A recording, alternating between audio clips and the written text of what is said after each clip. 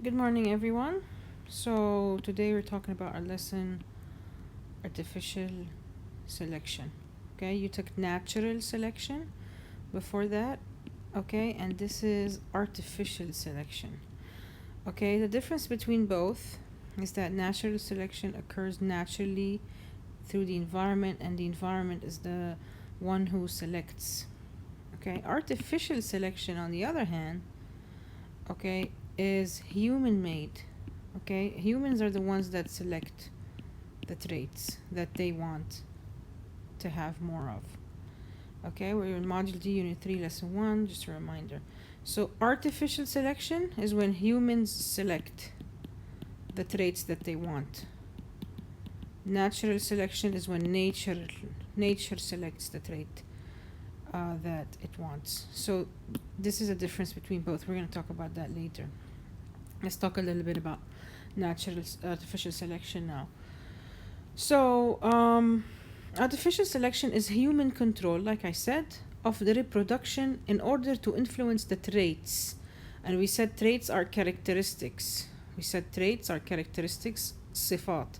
We explained this word more than several times, and you need to understand what it means. So, the characteristics, okay, that they want, humans control them, okay, in the offspring. How do they do that? Is by breeding and breeding two different types together to get what they want. For example, um, they want this type of dog. Okay, so they bred this dog with this dog. Okay, they want different types of plants. They breed plants together to get different type of plants to get a larger selection, more options. Okay, so this was originally an ancestor, and you see from this ancestor came more options by breeding together. Okay, like for example, a farmer has cows with that produce a lot of milk. Okay, cows that produce a lot of milk and cows that don't. So this farmer wants the cows that produce a lot of milk. So what he does is he gets the cows that produce a lot of milk to breed with the cows that produce a lot of milk, so they can have offspring or babies that produce a lot of milk.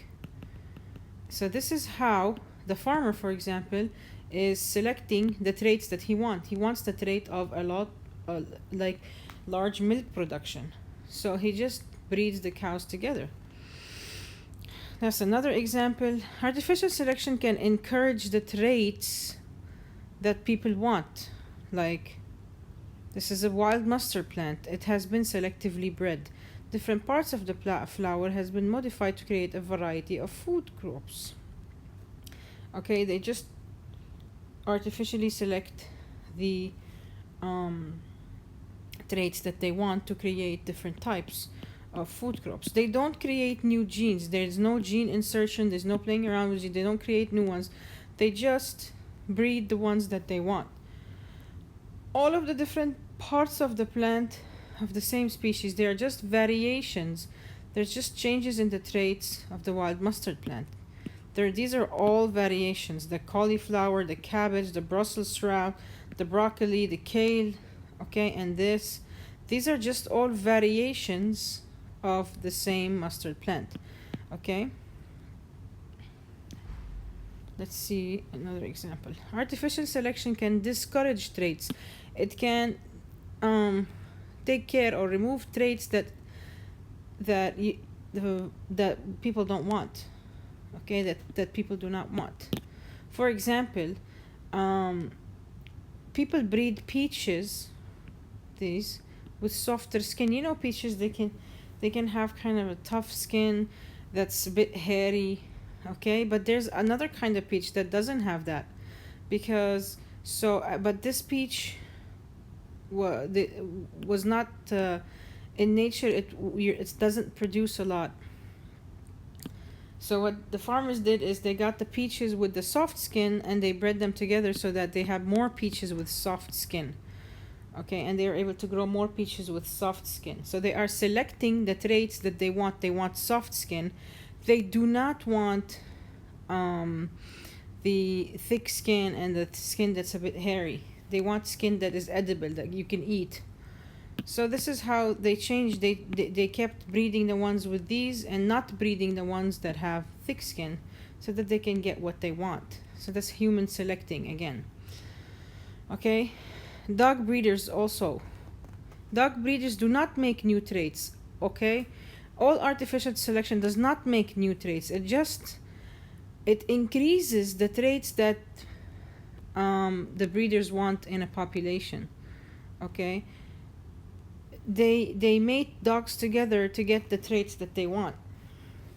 Artificial selection makes traits that interest people more.